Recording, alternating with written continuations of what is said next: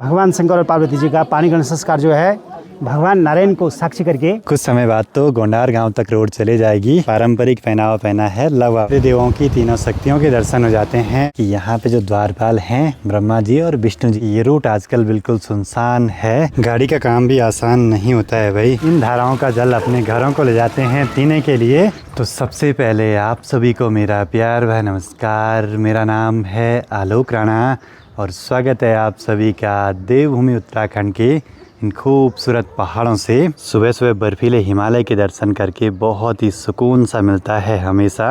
लेकिन कल कार्तिक स्वामी से जो नज़ारे दिखे हैं हमें हिमालय रेंज के, बहुत ही अद्भुत से। बाकी अब करते हैं फटाफट से तैयारी आज के खूबसूरत सफ़र की। गेस्ट 5 मिनट के बाद आएंगे, मैं फटाफट निकल पड़ता हूँ। गाड़ी का काम भी आसान नहीं होता है भाई, मुझे गाड़ी को चकाचक रखना पड़ता है। साथ ही अपने कैमरे सेटअप करने पड़ते हैं। एक गोप्रो यहाँ लगा है, दूसरा यहाँ पे।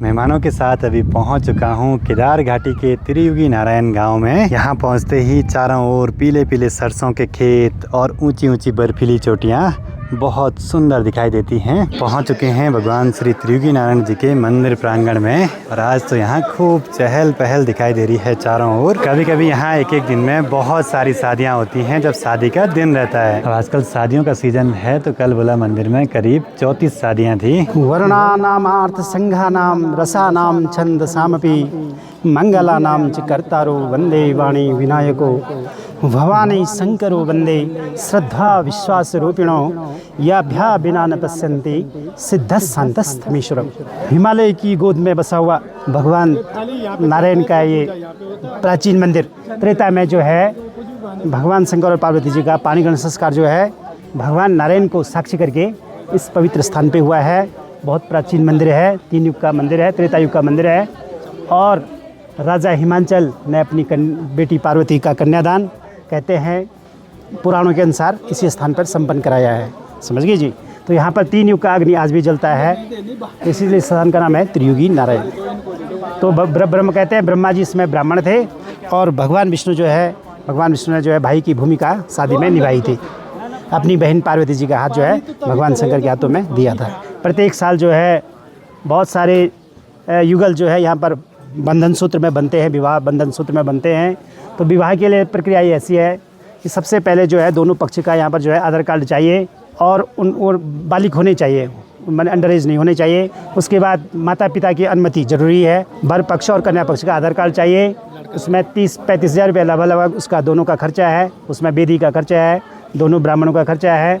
और उसमें जो है रजिस्ट्रेशन फीस, मंदिर का भेंट, भगवान की भेंट होती है, लकड़ी का समिधा लगती है, अखंड अग्नि में समिधा लगती है। और भगवान पंडित जो मीन पुजारी जी है उनका जो है ब्राह्मण दक्षिणा होता है 1100 रुपया। तो सब मिला करके जो है लगभग 35 हज़ार रुपये इसका खर्चा है। 30 और 35 के बीच इसका खर्चा है, वो दोनों पक्ष से है। यहाँ से जो है समिति जो है उनको जो है रजिस्टर्ड समिति है, समिति से जो है उनको जो है प्रमाण पत्र मिल जाता है। विवाह का प्रमाण पत्र। अगर माना किसी का जैसे दिन यहाँ पे आके फिक्स करना है कि जो पहले घर में भी फिक्स कर सकते हैं दिन। जी, तो भगवान के दरबार में तो वैसे दिन, हाँ, किसी भी समय आप शादी कर सकते हैं। यहाँ पर तो हर समय दिन ही होता है, मुहूर्त की ज़रूरत नहीं है। और हम अपेक्षा करते हैं कि ज़्यादा से ज़्यादा लोग जो है प्रति वर्ष यहाँ पर जो है यहाँ पर यात्रा के लिए आए, दर्शन के लिए आए और जो है यहाँ पर जो भगवान का दर्शन करके पुण्य के भागी बने। बाकी यहाँ पे निकटतम दर्शनीय स्थलों के नाम भी लिखे हैं। मदमहेश्वर मंदिर, तुंगनाथ मंदिर, ओंकारेश्वर मंदिर, काली मठ और कार्तिकेय स्वामी का मंदिर। मुख्य मंदिर ये है यहाँ पे भगवान श्री त्रियुगी नारायण जी का। मंदिर प्रांगण में यहाँ पे है अर्धनारीश्वर मंदिर, साथ ही यहाँ पे एक और मंदिर है ईशानेश्वर मंदिर, साथ ही यहाँ पे माँ अन्नपूर्णा, यहाँ पे बजरंगबली जी और यहाँ पे धोनी सागर भी है। तो अपने साथ जो गेस्ट आए हैं इनकी एनिवर्सरी का भी आज यहाँ पे पूजन कार्यक्रम हो गया। बहुत बहुत बधाई है आपको। थैंक यू लाने के लिए। मंदिर से थोड़ा आगे अभी तोसी वाली इस रोड पे आए हैं जहाँ से ठीक सामने बर्फीले हिमालय बहुत ही सुंदर से चमकते हैं। नीचे पीले पीले सरसों के खेत, सामने वाली ये रोड तोसी गांव के लिए जा रही है। और यहाँ इस पहाड़ के पीछे है केदारनाथ धाम। प्रीति मिली कलियो लेने के लिए हमेशा है हमेशा कलियो लेने के लिए पहुंच जाती हूँ।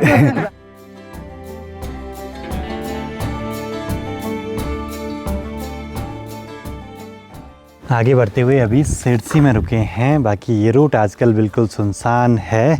कहीं पे ढाबे वगैरह भी कम ही खुले हैं, होटल रेस्टोरेंट सब क्लोज हैं। आजकल जितना सुनसान यहाँ केदार घाटी में माहौल, 6 महीने उतनी चहल पहल और रौनक भरा माहौल।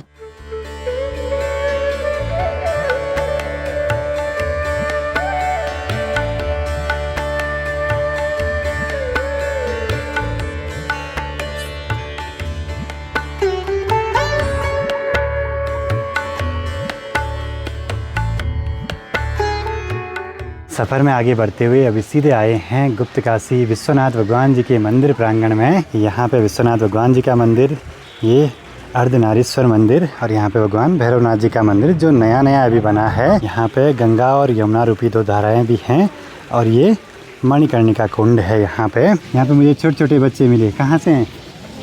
यहीं से।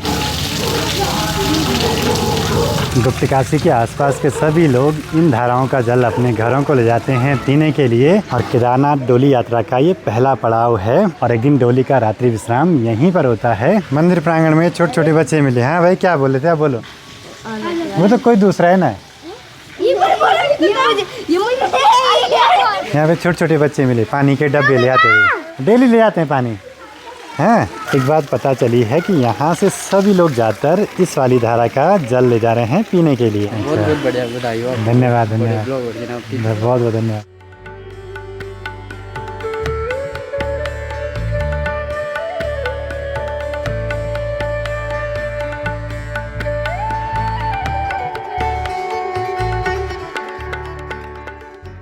Happy marriage anniversary. Happy anniversary आप दोनों को। चलो जी, घर पे जो गेस्ट आए थे आज उनकी एनिवर्सरी थी। मंदिर में भी दर्शन होगी, केक कटिंग भी होगी इन खूबसूरत नज़ारों के सामने। ये है अगला दिन, सुबह के 6:45 बजे। आज आसमान पे हल्के हल्के बादल से लगे हैं। बाकी पिछले कुछ दिनों से जो गेस्ट अपने साथ घूम रहे थे आसपास की जगहों पे, आज अपने घर को वापसी निकल रहे हैं। सबको लेके आने का मन करे। बिल्कुल। सुबह के टाइम मनसुना मार्केट बिल्कुल सुनसान सा रहता है। थोड़ी देर में सवारी वाली गाड़ी पहुंचती होगी। हो आप लोग का खा देना, मिलते हैं जल्दी। बाकी अब घर पे जो गेस्ट हैं आज उनके साथ जाना है रांसी गांव, कालीमठ मंदिर और उखीमठ ओमकारेश्वर मंदिर। तो थोड़ा आया हूँ मार्केट में तो गाड़ी को भी चमका देते हैं अच्छे से।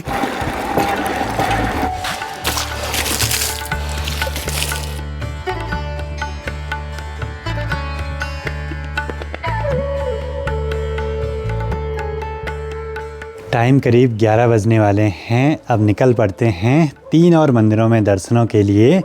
सबसे पहले रांसी गांव, फिर माँ काली के मंदिर कालीमठ, फिर उसके बाद शाम को ओमकारेश्वर मंदिर उखीमठ के लिए। माँ आजकल घर पे अकेले हो गए हैं, बहुत बिजी शेड्यूल हो गया अपना आजकल, तो क्या ही बोलें। पर अपने कुछ सपने हैं उनको पूरा करना है तो मेहनत तो बहुत करनी पड़ेगी अभी। सबसे पहले रांसी गांव है, यहाँ से लगभग 17 किलोमीटर की दूरी पे। प्रणाम।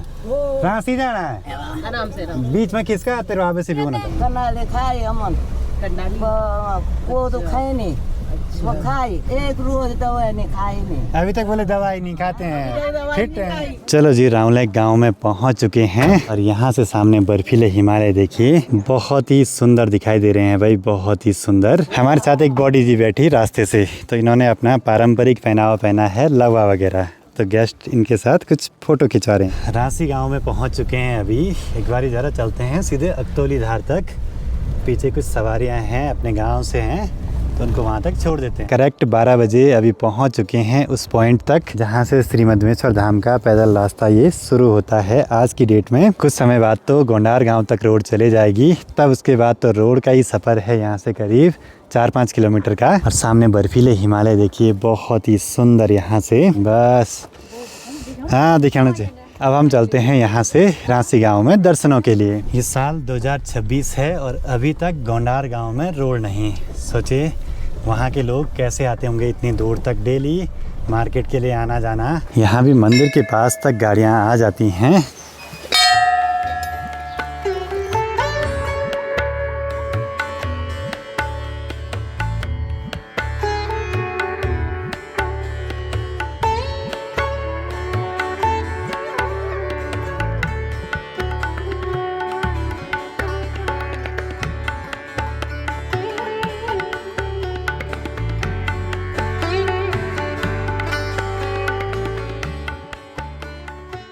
अब आजकल यात्रा सीजन नहीं है तो यहाँ रांसी गांव में भी सुनसान सा माहौल है।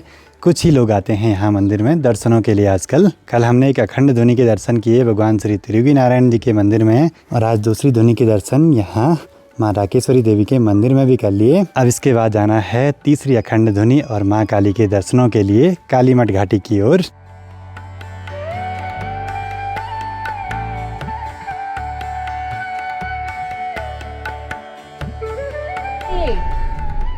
वापस भी है गए। ओ बुआ जी फिर मिल गए हमको। हम यहाँ पे उब जाना है। ठीक छा बा राउंड लेक से हम आगे हैं इस जग्गी बागवान वाली रोड पे, जो कि सीधे हमें कालीमठ घाटी में ले जाएगी। कुछ किलोमीटर ज़रा कच्ची रोड है, कुछ समय में ये भी बनके तैयार हो जाएगी अच्छे से।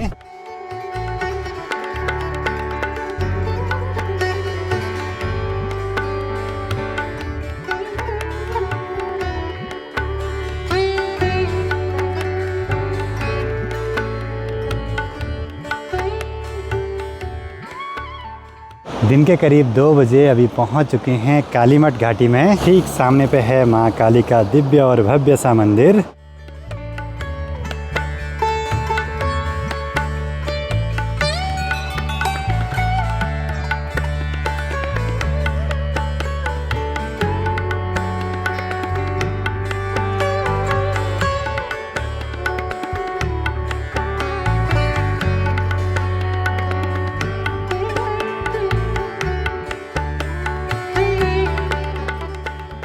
माँ काली के इस दिव्य स्थान में त्रिदेवों की तीनों शक्तियों के दर्शन हो जाते हैं। महाकाली, महालक्ष्मी और महासरस्वती जी के, साथ में भगवान भैरवनाथ जी के भी दर्शन हो जाते हैं।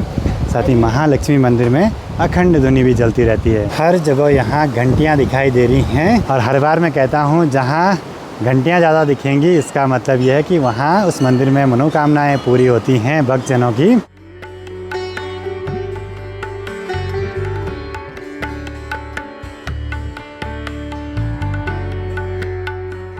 शाम के अभी 3 बजे पहुंच चुके हैं ओमकारेश्वर मंदिर ऊखीमठ के मंदिर के पास में। सबसे पहले ठीक सामने मंदिर शिखर के दर्शन हो जाते हैं दूर से ही। यहाँ पे आजकल शीतकाल में भगवान केदारनाथ जी और भगवान मध्य महेश्वर जी की भी पूजा अर्चना की जाती है। यहाँ पे है महाराजा मानदाता जी की तपस्थली, जहाँ पे उनको भगवान भोलेनाथ जी ने ओमकार स्वरूप में दर्शन दिए थे।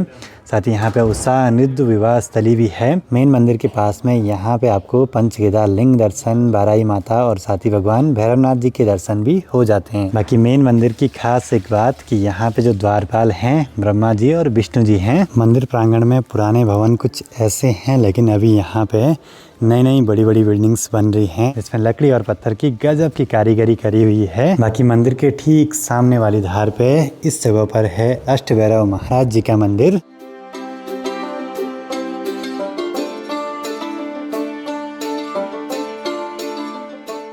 मंदिर में दर्शन भी हो गए। सोच रहे थे कि आरती में दर्शन करे जाएं, लेकिन अभी आरती शुरू होने में करीब 2 घंटे का समय और है। यहाँ आरती का समय कुछ भी फिक्स नहीं, क्योंकि दिन छोटे बड़े होते रहते हैं। शाम के करीब 6 बजे अभी घर पे पहुँच चुके हैं सभी मंदिरों में अच्छे से दर्शन करके। बाकी अब देखते हैं इन मंदिरों में दोबारा से कब जाना होता है, जब अगले गेस्ट आएंगे। और शाम के टाइम पे भी बादलों का कलर बहुत ही सुंदर सा लग रहा है भाई, बिल्कुल लालिमा छा गई चारों ओर। बाकी अगर आप लोग भी इस विंटर सीजन में हमारे इस चौखंबा दर्शन होम स्टे में आना चाहते हैं तो डिस्क्रिप्शन बॉक्स में दिए गए नंबर पे कॉल या व्हाट्सएप के माध्यम से अपनी बुकिंग्स कंफर्म करवा सकते हैं। साथ ही आपको आसपास के बहुत सारे मंदिरों में दर्शन करने का आजकल अच्छा समय है, मौका मिल जाएगा बढ़िया से दर्शन करने का।